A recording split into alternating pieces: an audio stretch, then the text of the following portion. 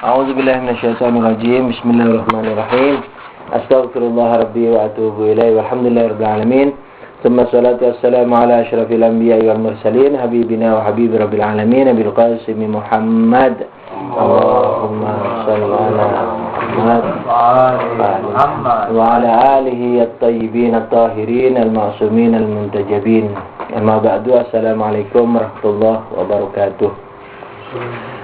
Allahumma rizukna lima tuhibbu wa tarda. Saya tadi sudah jelaskan, tinggal baca aja deh. Wal musannif zakar fi hadzal bab at-tariqain ma'an fa asyara awal inda isbat kaunihi qadiran wa sayati bayanuhu wa musannif wal madhkur huna. Di sini musannif pengarang memakai dua cara. Cara pertama, cara kedua. Cara kedua yang didahulukan. Wa takriruhu, penjelasannya an-naqula law lam yakunil wajibu ta'ala mawjudan lazima imma ad-daur aw tasalsul. Kalau wajibul wujud itu tidak ada dua kemungkinan, berputar atau berentet tak berujung. Wal lazim bi qismihi batilun, dan kelaziman yang seperti ini yang terbagi menjadi dua tadi, yakni berputar dan tidak berujung, batil, sesuatu yang tidak benar. Fal malzum fa wa adamul wajib misluhu fil butlan. Maka dari itu yang melazimi, yakni tiadanya wajib, itu juga batil. Kan dibilang ada ini tidak bisa diingkari. Ketika ada ini tidak bisa diingkari, ada enggak wajibul wujud di dalamnya? Kalau tidak ada, berarti ketiadaan wajibul wujud melazimi sesuatu. Apa kelazimannya? Kelazimannya dia melazimi. Tiadanya wajibul wujud melazimi. Apa lazimnya? Berputar atau berhenti tak berujung. Nah, lazimnya ini, dua-dua kelaziman ini batil. Karena lazimnya batil, maka malzum, yakni yang melazimi juga batil. Apa yang melazimi? Tiadanya wajib. Berarti apa hasilnya? Berarti adanya wajibul wujud. Fayahtaju huna ila bayani amrain. Ahaduhuma bayanul luzumi dzawat. Di sini perlu kepada penjelasan dua hal, yakni penjelasan kepada berputar dan berhenti tak berujung. Wa amma bayanul amril awwal wa amma bayanul amril awwal fa huwa huna mahiyatun muttasifatun bil wujudil khariji bid darurah. Kita bisa lihat esensi-esensi yang disifati dengan keberadaan di luar akal. Khariji ini di luar akal, ini di alam nyata. Fa in kana al-wajib mawjudan ma'aha fa huwa matlub. Kalau wajib bersama dengan mereka, maka itulah Tuhan, terbukti keberadaannya. Wa illam yakun mawjudan yalzamu istirakuhuma bi jumlatiha fil imkan. Kalau tidak ada keberadaan, maka seluruhnya menjadi imkan, menjadi mungkinul wujud. Itla wasita bainahuma, karena tidak ada perantara antara wajib wujud dan mungkinul wujud. Jadi kalau tidak wajib, ya mungkin. Fala budda min mu'assirin hinainin bidarurah. Kalau begitu, karena semuanya adalah mungkin, maka perlu kepada mujid, mu'assir, sebab. Fa mu'assiruha in kana wajiban. Kalau mu'assirnya tadi wajib, maka dialah Tuhan. Itulah yang ingin kita buktikan. Karena mungkin ibtaka ila mu'assir. Kalau dia juga mungkin, perlu kepada mu'assir. Fa mu'assiruhu in kana ma faradnahu awalan lazamat. Kalau mu'assir daripada mu'assir yang kalau mu'assirnya mu'assir itu yang pertama, maka itu daur, berputar. Wa in kana mungkinan akhar, kalau dia juga mungkin yang akhar, gairuhu, selain yang mu'assir pertama, nangkulul kalam ilaihi, maka kita berpindah kepada yang kedua, mu'assir yang kedua. Wa naqulu kama qulna awalan wal jumul tasalsul faqad bana luzumuhuma. Kalau yang kedua itu juga perlu kepada ketiga dan seterusnya, maka tasalsul. Wa amma bayanul amri tsani wa huwa bayanu butlanihima fanaqul. Penjelasan terhadap batilnya berputar dan tidak berhenti tak berujung, Amma daur sebenarnya sudah jelas tadi. Ini penerapan aja, kita cepat. Wa amma daur fa huwa ibaratun an tawaqquf syai' ala ma yatawaqqaf alaihi kama yatawaqqaf ala b wa b ala alif. Daur yakni tergantungnya sesuatu kepada yang bergantung padanya. Ini ringkasnya ini sudah. Tergantungnya sesuatu kepada yang bergantung padanya. Nah, itu daur namanya. Tergantungnya sesuatu, bergantungnya sesuatu kepada yang tergantung padanya. Ini A bergantung kepada B, di mana B bergantung pada A. Iya, itu tuh. Bergantung di sini bukan dalam kehidupan. Kalau bergantung boleh. Ayah bergantung pada anak, bergantung pada ayah, biaya sekolah. Ayah bergantung kepada anak, misalnya kecintaan hati, buah hati, tidak ada masalah. Tapi saling bergantung dalam keberadaan, artian sebab, tidak boleh. Suami bergantung pada istri, istri bergantung pada suami, tidak ada masalah. Suami bergantung, istri bergantung kepada suami dalam keamanan, nafkah dan seterusnya. Misalnya suami bergantung kepada istri, misalnya dalam hal-hal yang bersifat pribadi, misalnya, tidak usah dijelasin. Nah, itu masih tidak ada masalah. Tapi bergantungnya suatu wujud, A diwujudkan B, B diwujudkan A yang tadi itu, nah itu namanya bergantung. Ini kebergantungan seperti ini tidak boleh. Makanya kalau berdebat dengan orang harus jelas dulu. Kalau orang yang tidak biasa ngaji begini, bingung dia. Jadi bergantungnya sesuatu kepada sesuatu yang bergantung padanya tidak boleh. Boleh saja, saya bergantung sama istri, istri bergantung sama saya. Kayak bertemunya dua kontradiksi. Komunis bilang apa? Sosialis, Marxisme, malah harus katanya. Harus bertemu positif negatif. Sebab kalau tidak bertemu, tidak ada pergerakan. Tidak ada pergerakan keberadaan atau pergerakan sejarah. Dengan adanya dolim dan madlum, aniaya dan yang dianiaya, misalnya, itu positif negatif jadi listrik, jadi pijaran api. Kalau nggak ada positif negatif, nggak bisa ada kehidupan. Proses sejarah nggak ada. Nah, mereka nggak ngerti yang dimaksud positif negatif dari satu arah, dalam satu tempat dan dalam satu sisi. Positif itu disebut negatif, itu yang nggak boleh. Jadi misalnya arus listrik positif, sekaligus dibilang negatif, itu yang tidak boleh. Karena harus dalam satu tempat, dalam satu waktu, dalam satu arah pandang. Seperti atas bawah bangun. Atas tidak bisa dibilang bawah, bawah nggak bisa dibilang atas. Tapi lantai 3 bisa dibilang bawah dan atas. Atas dari 2, bawah dari 4. Dari lantai 4, lantai 3 dibilang bawah. Dari lantai 2, lantai 3 dibilang atas. Berarti dari 2 sudut pandang. Nah, itu tidak boleh.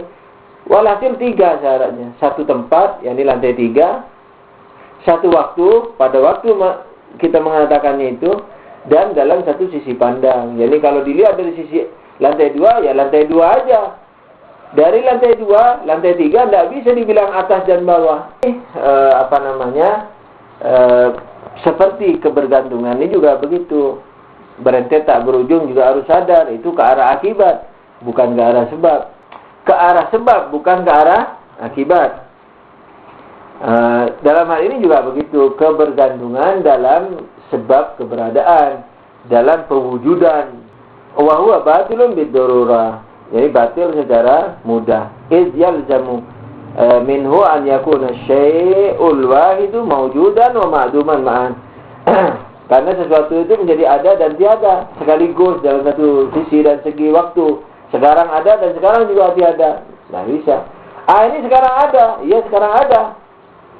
Karena sudah ada. Dia juga tiada. Karena penyebabnya B. Yang mana B memerlukan kepada A. Nah, ketika B belum ada, berarti A tiada. Tidak bisa. A ini sekarang ada atau tiada. Kalau ada, ya sudah ada. Tidak bisa dibilang tiada.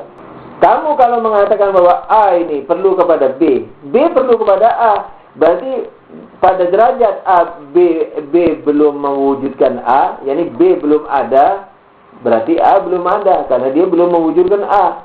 Nah, padahal sekarang dia ada atau tiada. Tidak bisa dia juga ada, tidak bisa juga dibilang tiada sekarang ini, tidak bisa. Wal mau mana? Wa wabatul bidururah.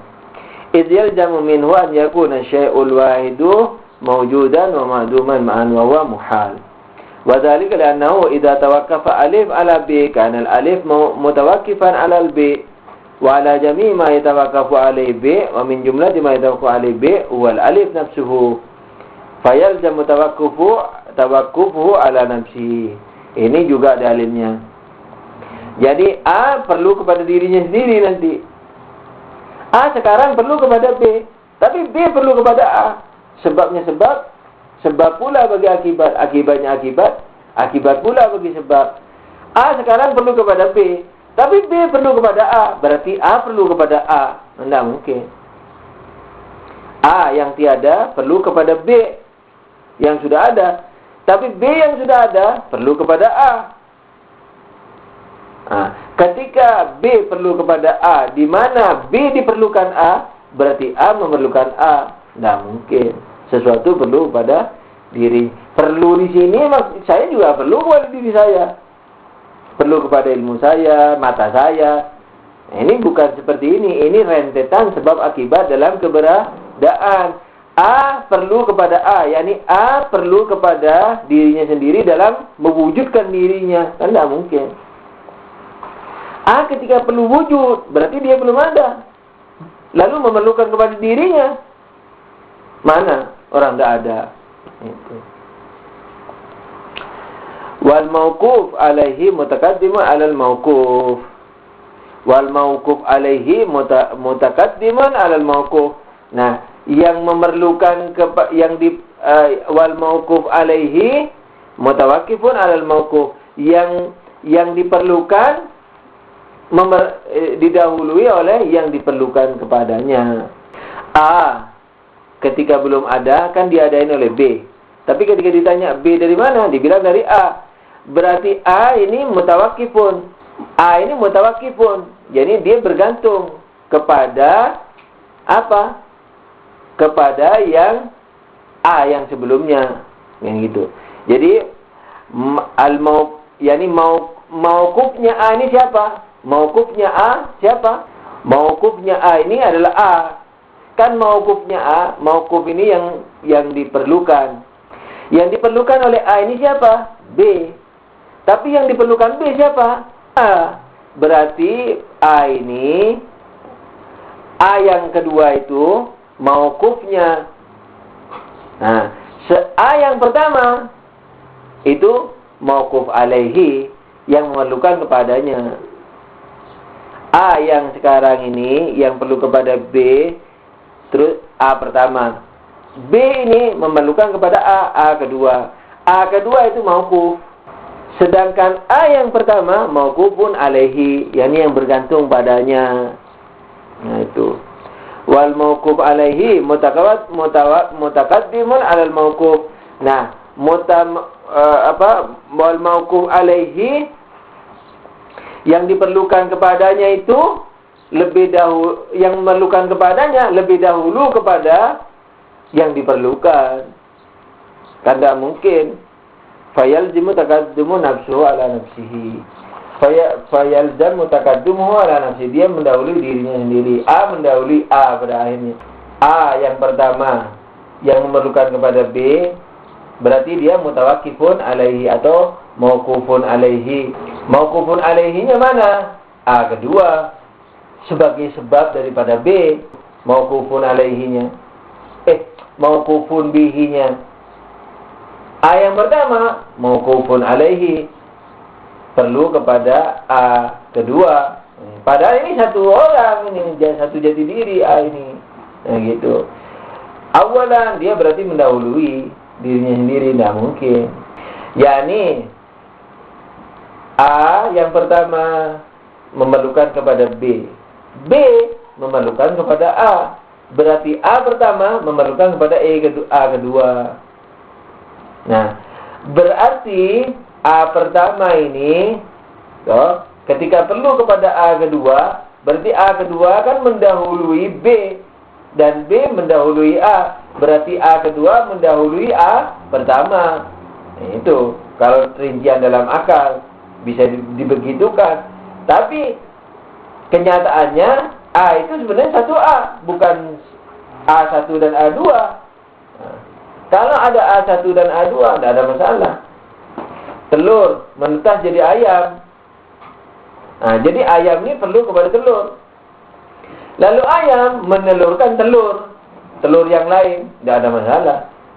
Berarti telur perlu telur, tidak ada masalah. Telur satu perlu telur dua, tidak ada masalah. Telur ke satu perlu telur kedua, tidak ada masalah.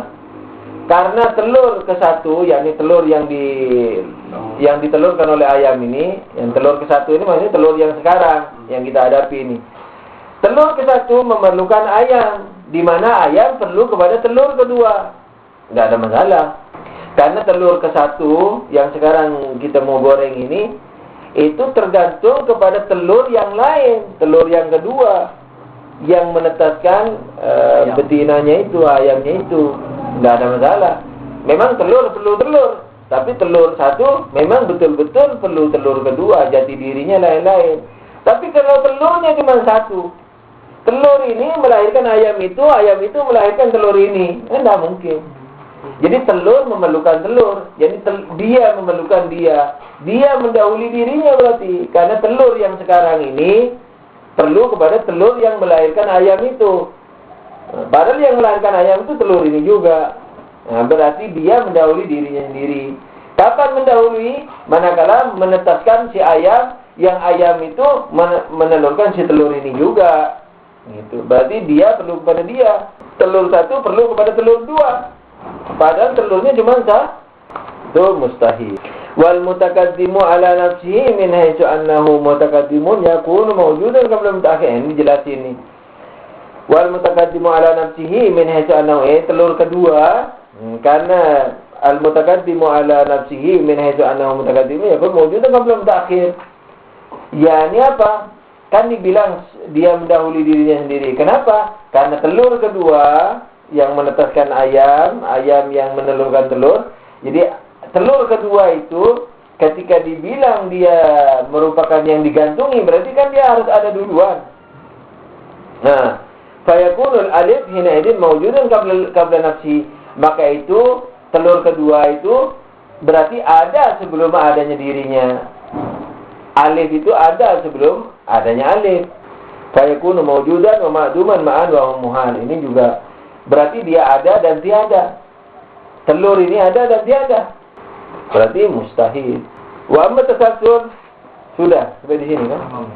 Ayo antum sekarang. Tentang pembagian di logika.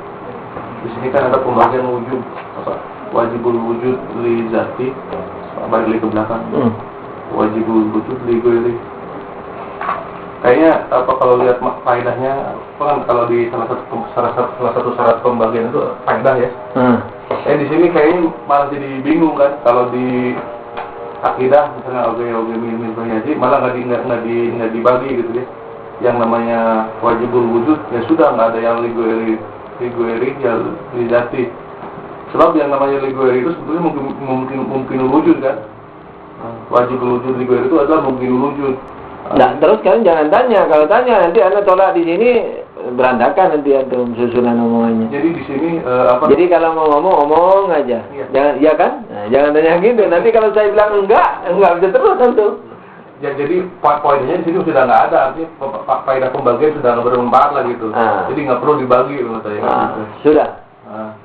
Ada lagi kita dulu. Oke. Wajibul wujud kan. Di sini itu ada pembahasan keberadaan, ada pembahasan zat keberadaan. Keberadaan itu ketika sudah ada, yang namanya keberadaan itu bisa nggak tiada? Tidak bisa. Tidak bisa. Menjadi tiada nanti mungkin. Sekarang ini dalam keadaan dia ada, bisa nggak dibilang tiada? Mungkin dibilang tiada. Sesuatu yang sekarang ada ini dalam keadaan sekarang yang ada ini, dalam keadaan ada. Bisa nggak dibilang tiada? Mungkin dibilang tiada? Sekarang ini nggak. Iya, nggak mungkin. Wajib ada. Nah, berarti itu wajib ada. Jadi kita ini pembicaranya dua, ada zat, ada keberadaannya. Kalau kita bicara keberadaan, maka yang ada ini semuanya adalah wajib ada. Atau pertanyaan lagi, ketika sebab itu ada, wajib nggak adanya akibat? Enggak tahu. Oh, berarti iya. Ketika sebab itu sudah ada, wajib nggak adanya akibat? Belum tentu. Nah, berarti bukan sebab. Berarti dia bukan sebab. Mani, opum, ada. Sudah ketemu semua sebab-sebabnya loh. Bukan hanya mani opum, bisa aja mani jatuh di lantai situ, opum jatuh di lantai yang lain. Ini mani opum jatuh di rahim, ketemu, nggak ada penghalang, nggak ada folikel. Ya, itu bisa. Artinya kalau nggak, iya, namanya sebab. Namanya sebab yang sudah penuh. Nah, maksudnya kalau nokis dia itu kan. Nah, kalau nokis bukan sebab. Ini yang kita mau kan sebab yang sempurna. Kertas api. Kertas api, disentuhkan kertasnya tidak basah, kertasnya tidak dari barang yang anti api. Apa yang terjadi? Terbakar. Pasti nggak terbakar, atau mungkin terbakar. Mungkin bisa Nabi Ibrahim. Itu kan ada penghalangnya, seperti kertas basah. Nabi Ibrahim dibuat anti api sama Tuhan waktu itu. Jadi bukan apinya jadi dingin. Bukan. Terserah nanti rinciannya bagaimana, walhasilnya. Api tidak bisa jadi dingin. Bagaimana dingin? Dan tidak terbakar berarti semua. Fir'aun-Fir'aunnya merasa kedinginan nanti kayak di freezer. Nah, jadi kayak gitu. Jadi sebab itu mana sudah komil, keberadaan wajib adanya, mesti adanya. Wajibul wujud. Maka itu nanti di filsafat, ma lam yajib lam yujad. Sesuatu yang belum wajib tidak mungkin ada.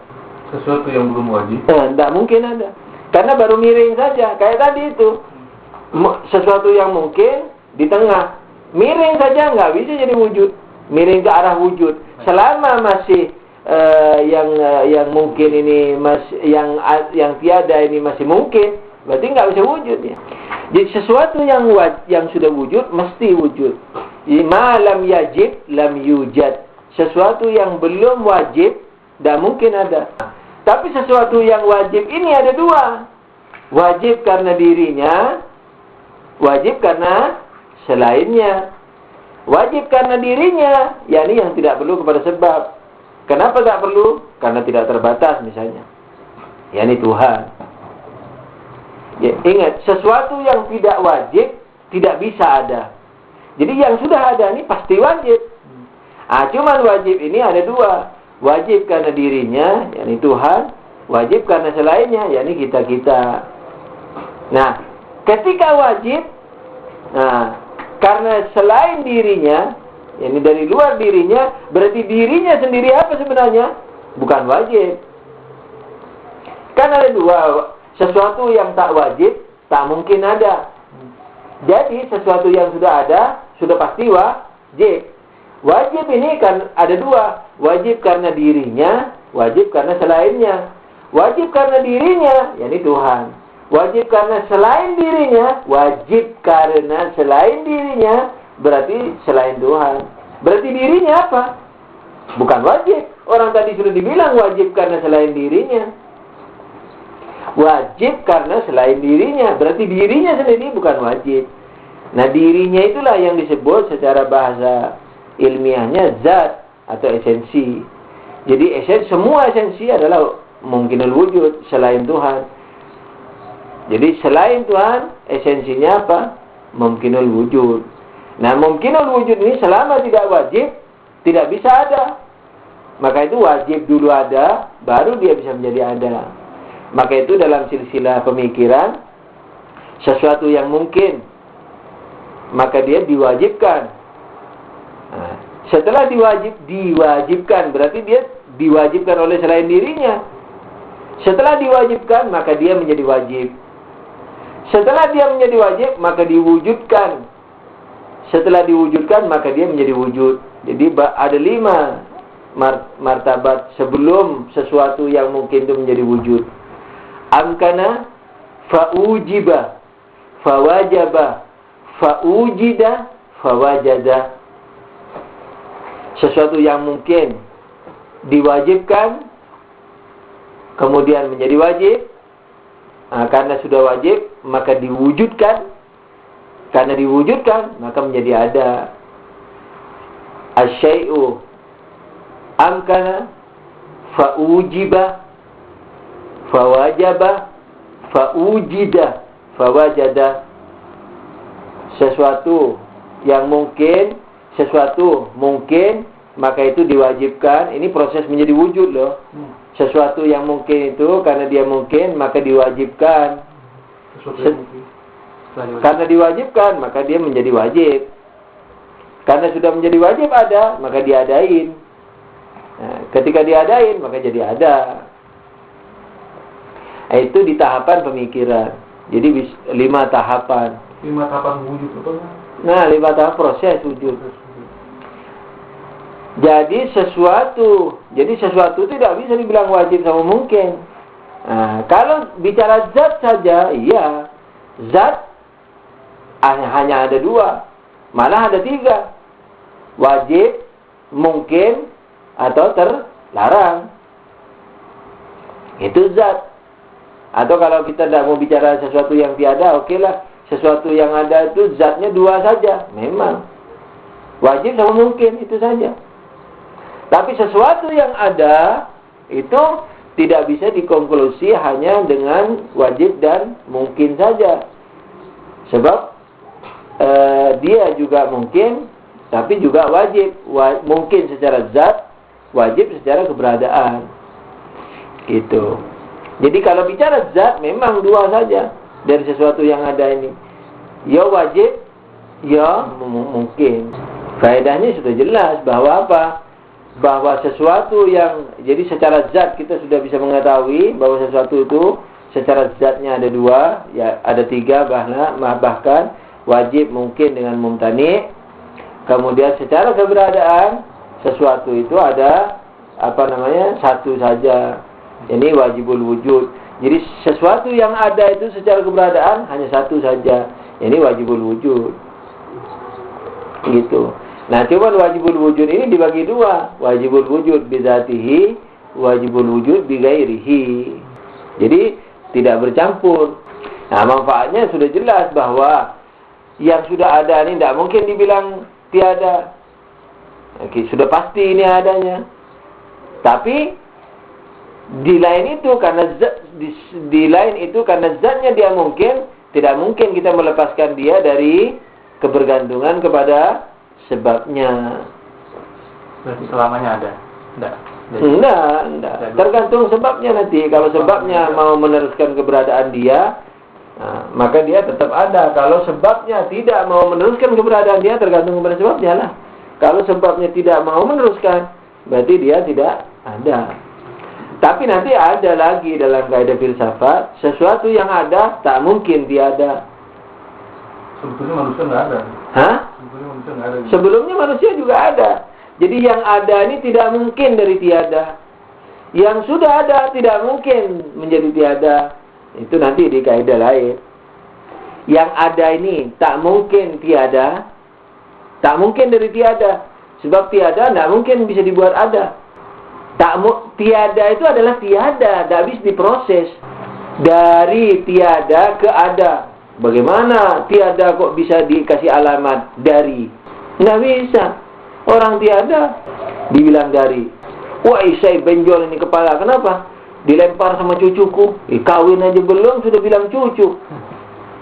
Tidak bisa orang sesuatu yang tiada. Bagaimana mau berproses, mengasih proses? Diproses juga nggak bisa.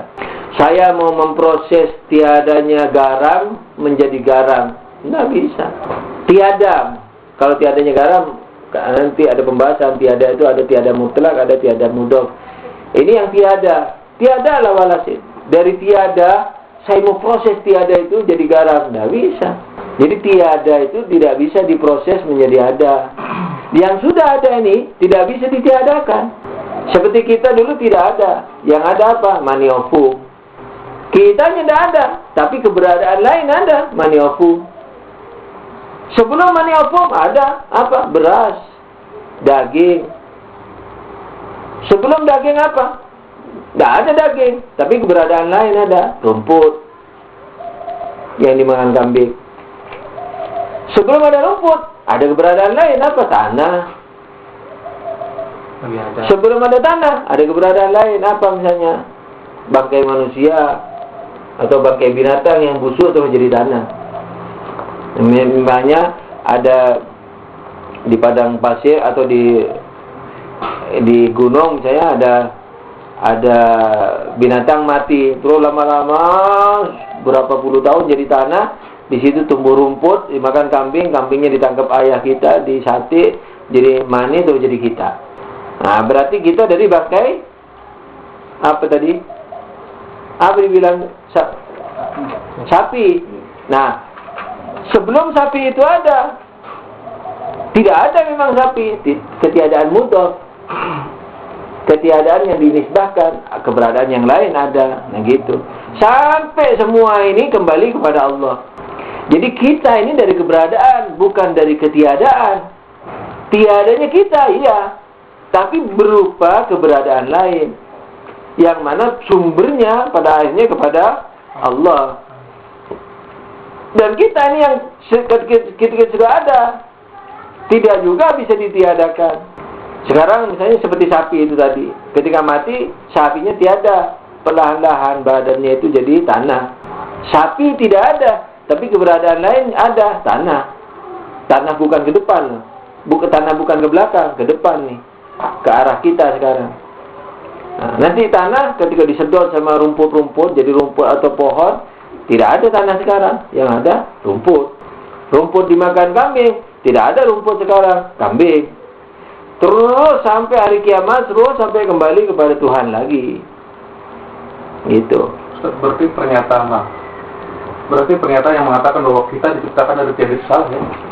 Salah kalau maksudnya tiada mutlak. Tapi kalau tiadanya kita, iya benar, tiadanya kita, tapi keberadaan lain ada. Jadi salah memang, yang umum di Indonesia banyak salah. Kalau di sini orang bilang itu maksudnya ketiadaan mudhaf. Kita ini dari tiada. Jangan salah ini tuh, karena dia juga belajar mantik, belajar filsafat. Maksudnya tiada di sini tiada yang dinisbahkan. Nisbahnya kemana? Kemana nisbahnya? Ke kita sendiri. Ayam ini dicipta dari tiada, yakni tiadanya ayam.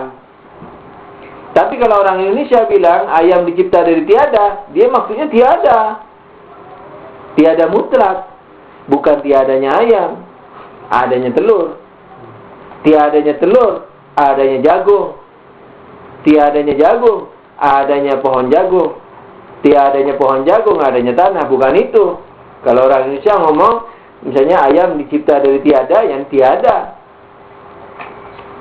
Walaupun kalau dikasih pengertian, dia cepat mengerti. Tapi yang dihayalkan dia tiada. Alam ini dari tiada. Khususnya alam. Kalau dia bicara alam, ya ini betul-betul dari tiada. Kalau kita enggak, alam ini dari tiadanya alam, tapi keberadaan lain ada. Apa? Misalnya malaikat yang akhirnya pada Allah.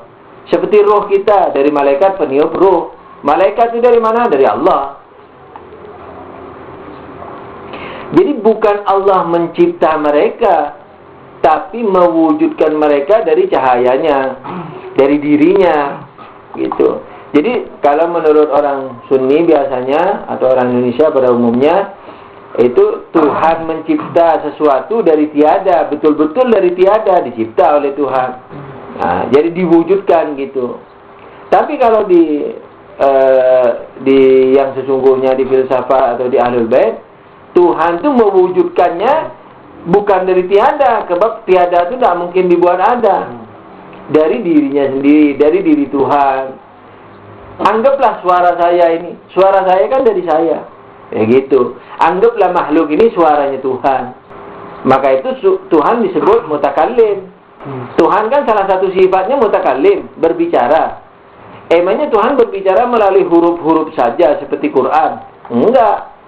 Termasuk alam ini huruf-huruf Tuhan, ucapan Tuhan. Maka itu kita mengerti dengan adanya keberadaan, adanya Tuhan. Lalu kenapa disalahkan Ustaz itu masuk al-hadas? Hah? perkataannya masuk al-halaj. Nah, al-halaj itu disalahkan karena dia mengaku Tuhan, bukan karena dari Tuhan. Nah, jadi kalau tapi ini ada pembahasannya nanti lain waktu. Jadi kan kita dari Tuhan, disimbolkan dari laut, kayak laut. Lalu diambil air atau katakannya gelombang, lautnya bergelombang, lalu ada percikan-percikan air yang terpisah dari laut. Nah, kita kan dari Tuhan seperti itu, anggaplah seperti itu. Lalu ini innalillah wa inna ilaihi raji'un. Ketika air itu kembali lagi ke laut, butiran-butiran air yang terhempas tadi kembali ke laut, maka butiran nggak ada lagi. Yang ada apa? Laut. Nah, jadi semua tahu bahwa kita dari laut. Tapi kembali menjadi laut, ini berbeda pendapat. Nah, al-halaj misalnya mengatakan, saya lautan itu, saya Allah itu. Itu yang disalahkan. Salah benarnya, saya tidak akan bahas sekarang, nanti saja. Tapi semua paham kalau kita dari Allah.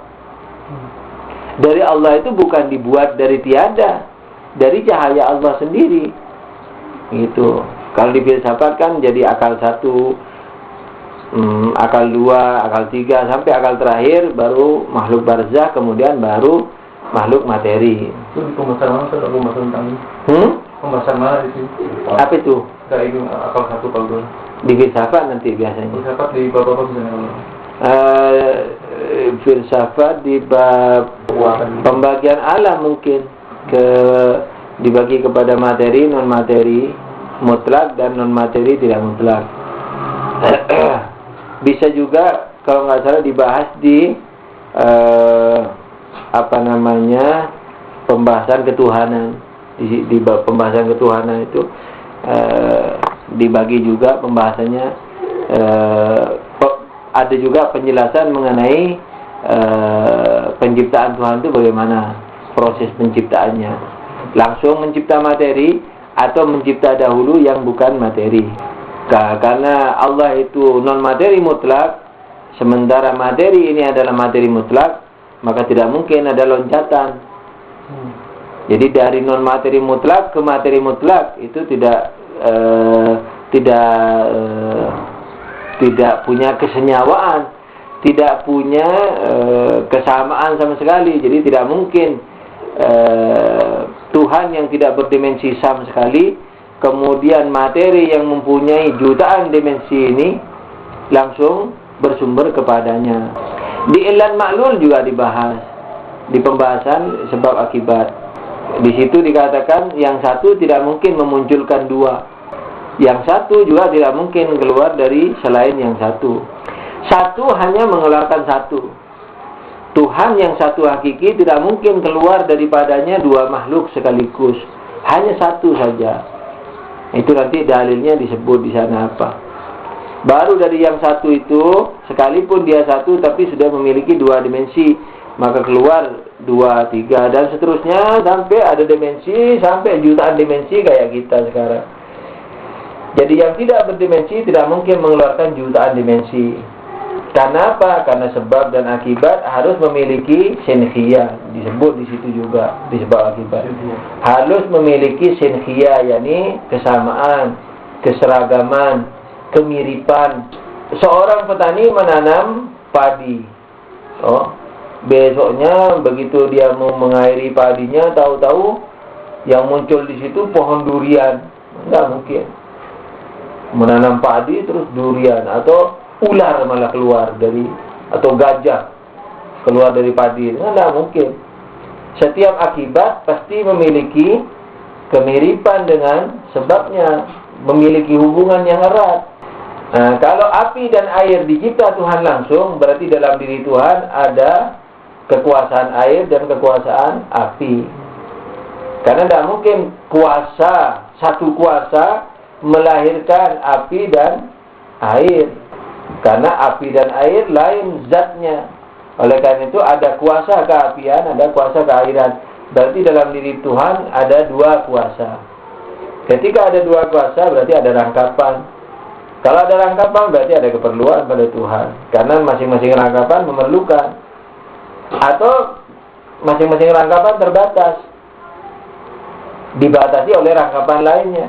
Nah, masing-masing yang terbatas dikumpulin, biar seluas apapun, sebanyak apapun, tetap terbatas. Berarti Tuhan terbatas.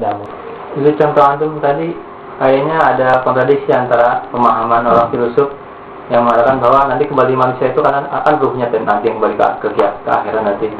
Sementara tadi antum mengatakan sebenarnya kita punya keberadaan sebelum kita yang sekarang ini, kita punya keberadaan yang lain, yaitu karena vakum mani itu sampai ke biji kotoran dari badannya. Padahal dalam cerita Al-Quran itu dikatakan belum jadi manusia ketika belum setelah janin baru ditiupkan ruh. Nah, itu baru dibilang manusia. Sementara kalau antum tadi bilang bentuk yang lain, biji-biji, itu berarti bukan dibilang manusia dong. Manusia itu ada dua prosesnya, ada ruh dan badan. Yang saya ceritakan itu dari proses apanya?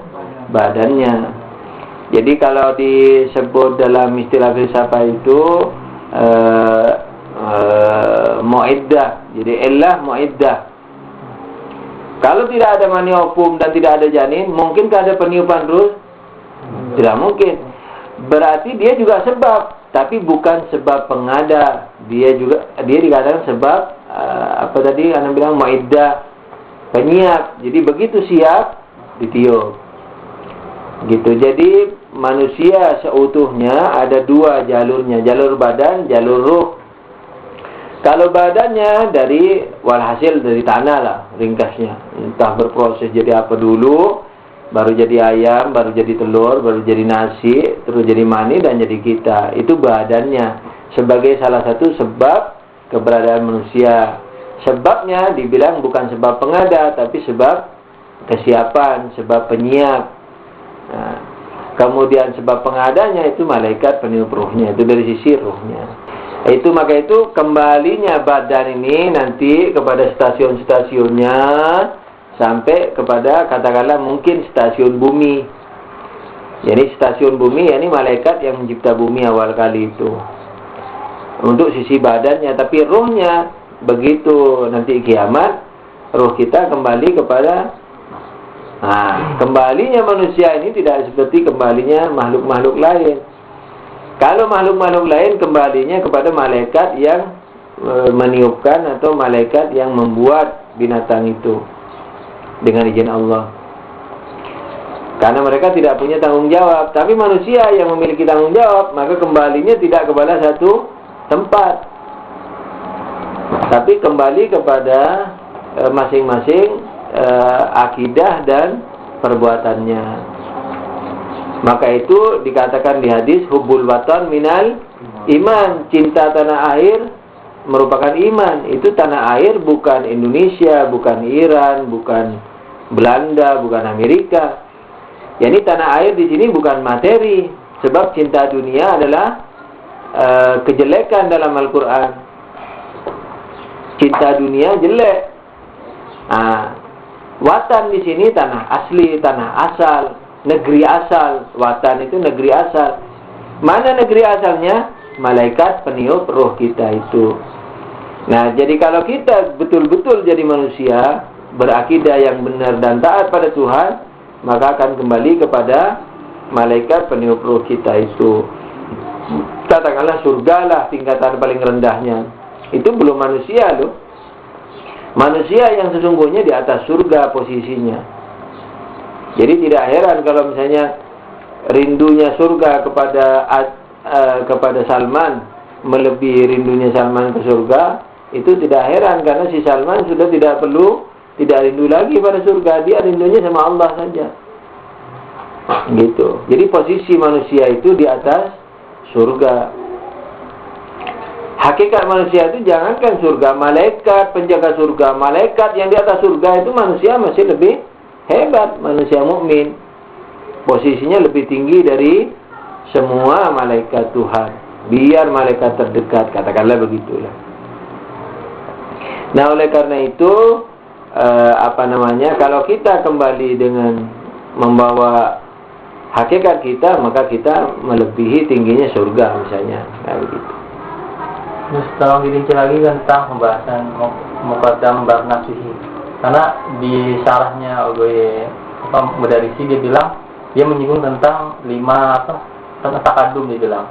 Pertama takadum di syad dicontohkan Fatimah Zahra itu lebih muqaddam daripada kita.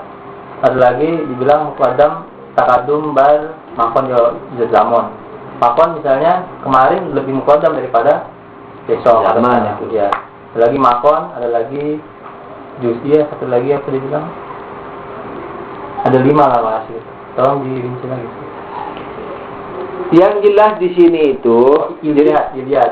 Nah, dibilang pembahasan kita sebenarnya pada muqaddam iliyat. Iya itu yang kalau ibarat kalau penjelasan saya tadi, takadumnya itu takadum dalam keberadaan. Apa maknanya takadum dalam keberadaan itu? Sebab akibat itu, sebab keberadaan lagi, bukan sebab penyiap. Sebab keberadaan. Jadi sesuatu yang mewujudkan sesuatu yang lain. Nah itu. Jadi dahulu mendahului itu banyak.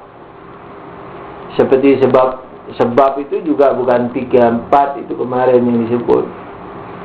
Jadi banyak sebab pendekat juga sebab penyiap juga sebab. Jadi bukan hanya sebab materi, kemudian sebab spesies, kemudian sebab mu'iddah, apalagi kemana? Sebab pengada dan sebab modil. Itu kan tadi materi, sebab suri yakni spesies.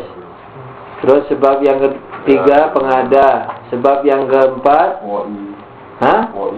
Bukan Mas. Iya, sebab wa'i. Nah, benar. Ada apa di sini? Alat wa'i ini modil, suri dengan wa'i. Nah, wa'i. Goi, bukan goi. Goyah berarti. Itu baru 4, banyak 7 mungkin lebih Mas. Jadi sebab spesies, sebab materi, sebab pengada, sebab penyiap tadi yang saya bilang itu. Sebab tujuan goi itu. Kemudian sebab pendekat seperti ayah ibu yang mendekatkan maniofu, atau tukang yang mendekatkan batu, bata dan kemudian jadi tembok. Itu sebab pendekat. Jadi ada sebab pendekat atau penunjang lah. Gitu. Begitu juga dalam takadum ini. Terserah orang seingatnya. Seperti dahulu mendahului, dan dirinya mendahului dirinya itu dalam keberadaan. Itu tidak boleh, yakni sebab akibat. Sebab takadum itu dahulu mendahului banyak sekali.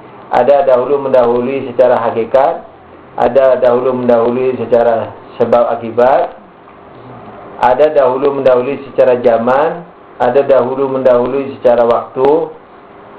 Zaman apanya waktu? Dahulu mendahului secara tempat, seperti imam mendahului makmumnya, tempatnya itu. Atau juara 1 dalam lari cepat itu mendahului tempatnya, juga sekaligus zamannya, karena dilihat dari zaman dia misalnya 10 detik, yang lainnya 11 detik, tapi dilihat dari tempat dia yang mendahului menyentuhkan dadanya kepada batas finishnya itu. Ada lagi dahulu mendahului misalnya secara unsur, walaupun itu juga mungkin masuk dalam sebab akibat. Seperti bagian mendahului keseluruhan, rangkapan mendahului seluruh rangkapannya. Ada lagi dahulu mendahului secara akhlak misalnya. Misalnya lebih dahulu, lebih utama. Itu artinya lebih utama. Misalnya kalau dikatakan seperti maksumin kepada kita. Ini mendahului kita dalam keutamaan akhlak, keutamaan iman. Samrep kalau mau dicari, tapi yang umum ada beberapa lah. Nanti kalau sudah waktunya tidak hadir semua mungkin dalam akal. Tapi sekitar itu tadi. Dahulu mendahului hakikat, dahulu mendahului tempat, dahulu mendahului waktu, dahulu mendahului sebab akibat, dahulu mendahului keutamaan akhlak, dahulu mendahului rangkapan, rangkapan mendahului seluruh. Jendela mendahului rumah, pintu mendahului rumah, genteng mendahului rumah, dan seterusnya. Ada dahulu mendahului, kalau mau ya, diantaranya dahulu mendahului dahri. Nah itu mungkin zaman termasuk. Dahulu mendahului macam-macam lah. Dahri itu zaman juga bisa diartikan. Nah, ana mau nyebut Jabarut tadi keliru pada dahri. Ada istilahnya sendiri nanti insyaallah di bab filsafat kalau kita sudah bahas itu. Masuk bab ada bab filsafat. Nah, ini kan menyindir-nyindir ke sana seperti dirinya mendahului dirinya, tidak mungkin karena dahulu mendahului itu tadi perinciannya. Ada dahulu mendahului tempat seperti imam mendahului makmumnya ke dalam sholat itu. Ada dahulu mendahului waktu, Senin mendahului Selasa. Nah, dirinya mendahului dirinya ini tidak mungkin. Kenapa tidak mungkin? Karena ini dahulu mendahului sebab akibat. Sebab mendahului akibatnya. Dia sekarang A sebagai sebab B, B sebagai sebab A itu sendiri berarti mendahului. A yang diakibatkan B berarti didahului. Berarti dirinya mendahului dirinya, tidak mungkin. Jadi sebab mendahului sebab, tidak mungkin. Kalau sebab mendahului akibat mungkin. Sebab mendahului sebab, tidak mungkin. Kalau awal dan akhir, yakni sebelum keberadaan makhluk adanya Allah itu awal. Jadi awal keberadaan, akhir keberadaan. Ini kembalinya semua keberadaan kepada Allah. Itu. Keberadaan dari Allah. Itu dia yang awal, jadi dia awal dan akhir. Dia awal karena memang dia tidak berawal. Ini dia awalnya dari semua keberadaan. Jadi dia awal sesuatu dan akhir sesuatu mungkin. Dan akhir sesuatu. Ini bukan dia paling awal tuh. Hah? Ya bukan dia paling awal dan paling akhir gitu. Kalau dia paling awal paling akhir berarti ada awalnya tuh. Enggak. Dia paling awal bisa dua. Dia juga berawal atau tidak berawal. Kalau dia berawal berarti dia juga mungkin. Tapi bisa juga dia paling awal tapi tidak berawal. Tidak ada masalah. Tapi kalau tidak mungkin, tidak misalnya diucapkan diwahas. Nah, dia awal dan akhir. Jadi awal dari keberadaan, akhir dari keberadaan. Datangnya keberadaan dari dia, berakhirnya keberadaan kepada dia. Itu sebenarnya artian yang sederhana. Sebab awal dari dia, terus sekarang, terus nanti ke dia. Dan sekarang tidak ada dia. Ketika dia awal keberadaan, berarti keberadaan itu sekarang di dalam tahapan keberadaan nggak ada dia. Dia awal keberadaan dan akhir keberadaan. Dari keberadaan itu sendiri tidak ada dia. Jadi itu masih bermakna sedang, tengah lah atau rendah. Mana yang lebih tinggi lagi? Ya ini apa misalnya? Awal dan akhir kan kontradiksi. Dia yang awal, dia yang akhir. Awal ya bukan akhir. Kontradiksi. Maksudnya apa? Dia tidak berawal dan dia tidak berakhir. Misalnya gitu.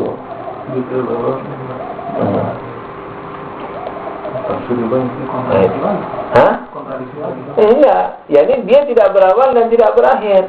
Artinya tidak punya batasan awal, tidak punya batasan akhir. Ya ini apa? Tidak terbatas. Jadi arti dia awal dan akhir, ketika dibilang akhir kan bukan awal, ketika dibilang awal kan bukan akhir. Jadi artinya dia tidak berawal dan tidak berakhir. Ya ini apa? Tidak punya batasan.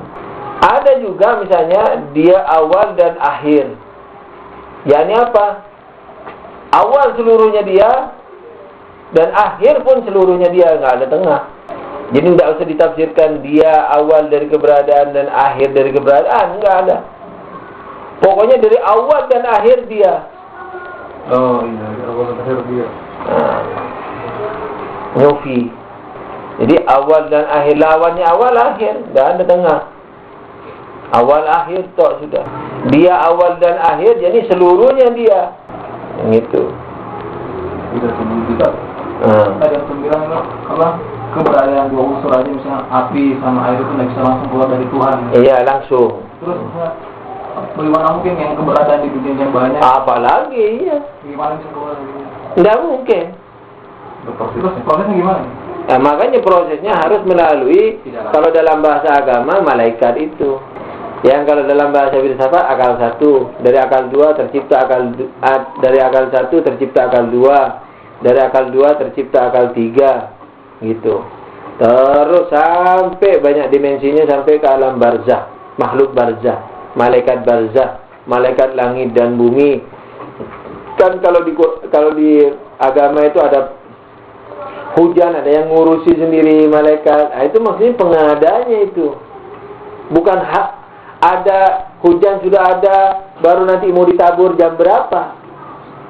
Kan kalau dulu kita sebelum belajar filsafat, masih di Sunni khususnya, malaikat malaikat pengatur hujan itu seakan-akan hujannya itu sudah ada, tinggal mau diturunin jam berapa kan gitu. Bukan begitu mengatur hujan. Mengatur hujan yakni ya semua itu mengumpulkan, jadi membuat hujan, bukan hanya mengatur. Jadi dari buih-buih, misalnya dari asap-asap, itu terkumpul apa semuanya sampai terwujud menjadi hujan. Pengatur rezeki. Makanya dibilang Rob ya. Rob itu maksudnya kan pengatur, iya. Membuat segala macam. Guru juga murabbi, rabbun. Guru rabbun, makanya disebut murabbi. Karena dia rabbun. Rabbun. Jadi rabbun itu bukan hanya Tuhan, tapi Tuhan juga dibilang rabbun karena mengatur semuanya, termasuk malaikatnya itu diatur. Jadi Tuhan mengatur materi melalui malaikat, gitu.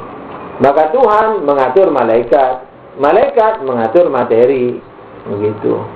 Guru mengatur murid, gitu. Murabbi, makanya disebut murabbi karena dia rabbun, rabbah. Jadi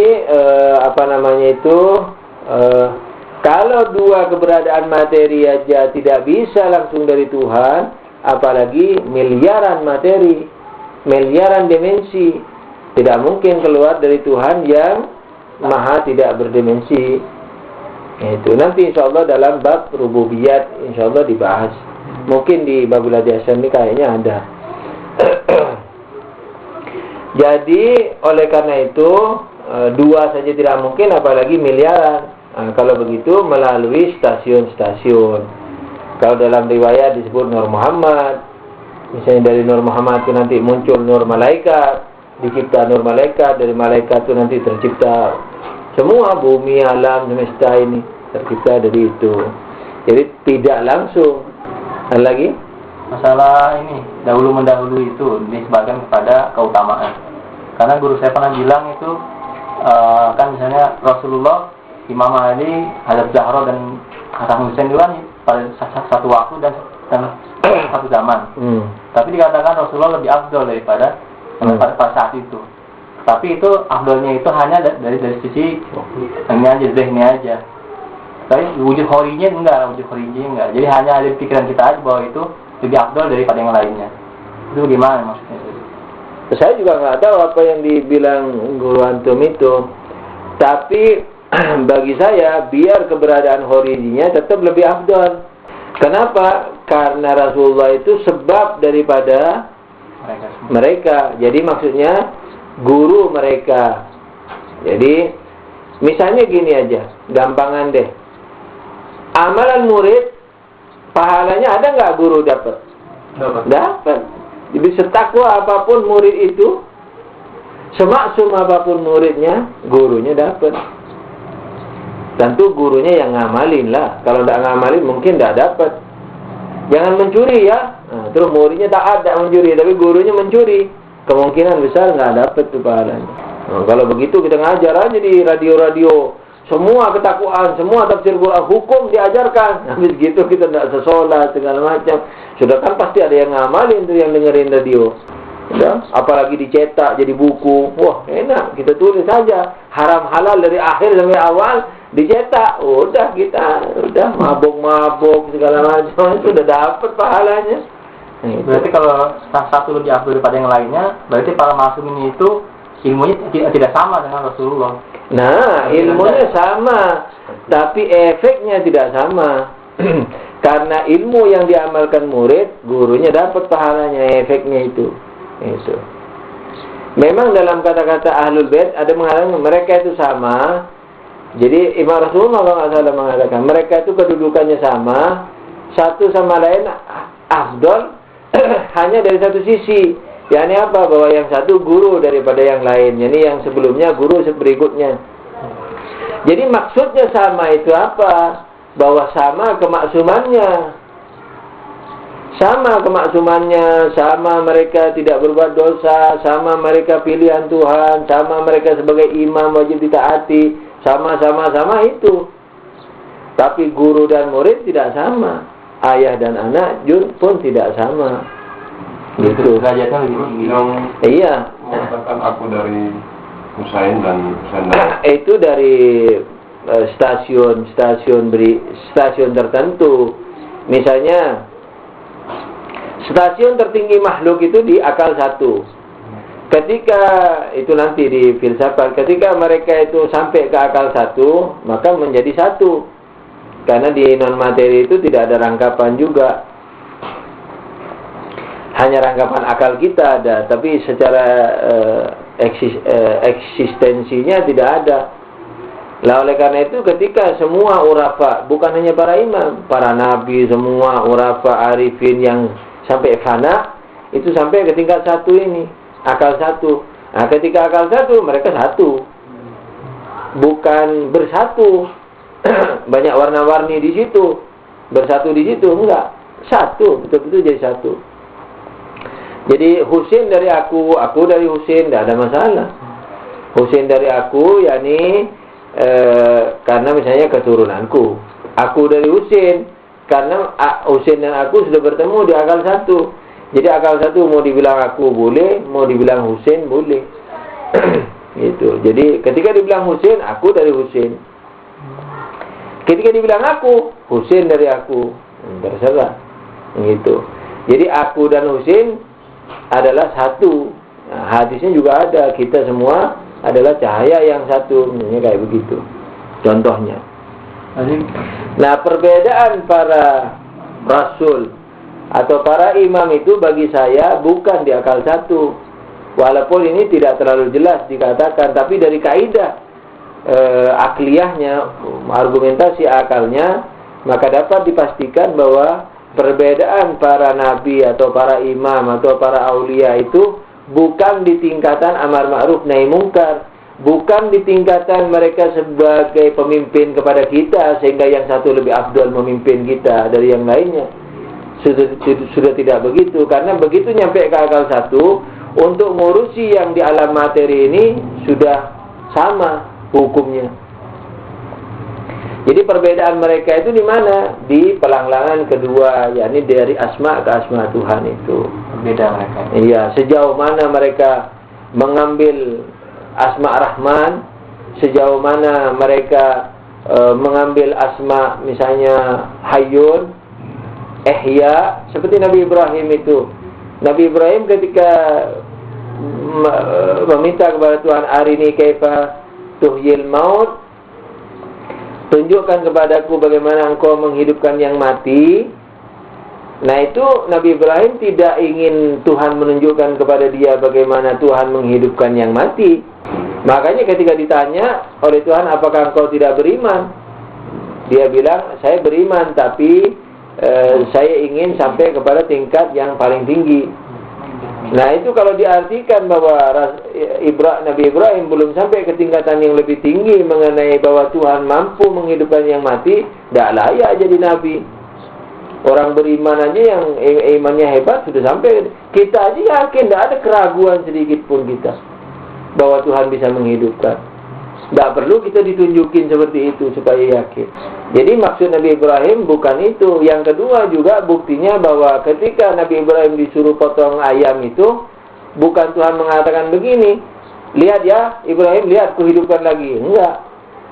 Tuhan mengatakan panggil mereka, yakni hidupkan mereka Ibrahim. Nah, dipanggil sama Nabi Ibrahim, hidup.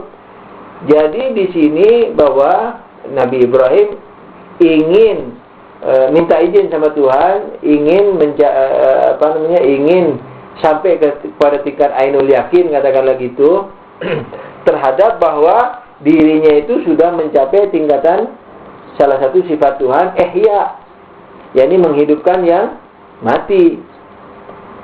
Begitu. Jadi kurang lebih dialognya begini, ya Tuhan, aku ini sudah yakin bahwa aku ini sudah mencapai tingkatan salah satu sifatmu, yaitu menghidupkan. Tapi apakah bisa aku mencoba menghidupkan? Tuhan mengatakan, apa kau belum yakin kalau kau sudah sampai kepada tingkatan itu? Aku sudah yakin ya Tuhan, tapi aku ingin melihat. Ainul yakin. Aku ingin sampai kepada melihat keyakinanku itu. Tidak apa-apa deh kalau begitu. Tidak ada dehnya. Tidak apa-apa kau potong, sembelih burung, potong-potong, campur, lalu kau hidupkan mereka, panggil mereka. Jadi beberapa ekor ayam burung itu dicampur-campur dagingnya, bukan hanya hidup, tapi masing-masing kembali kepada bagiannya sendiri-sendiri. Gitu. Jadi itu tandanya bahwa Nabi Ibrahim mencapai tingkatan ihya. Ada lagi aulia di mana, di Irak kalau nggak salah, dia tidak sengaja membunuh semut karena kasihan, hanya secara serta-merta keluar dari dirinya, hidup betulan, baru dia sadar kalau dia sudah mencapai salah satu asma Tuhan yang bernama menghidupkan itu tadi. Tadinya dia tidak sadar karena dia gila sama Tuhan saja. Sejauh mana dia sudah capek, dia tidak peduli. Pokoknya gila Tuhan aja, karena dia tidak mau terbang ke langit, tidak mau membuat gunung jadi unta. Tidak perlu, halal tidak perlu, itu main-main bagi mereka. Rasulullah dan A'immah itu juga itu main-main. Kalau bukan karena diperintah Tuhan untuk memberi hidayah kepada manusia, mereka tidak akan melakukan itu. Sekalipun untuk hidayah pun tunggu perintah Tuhan. Karena yang lebih bisa berbuat begitu Tuhan. Kenapa tidak selalu berbuat begitu supaya orang taat? Berarti ada masalah lain.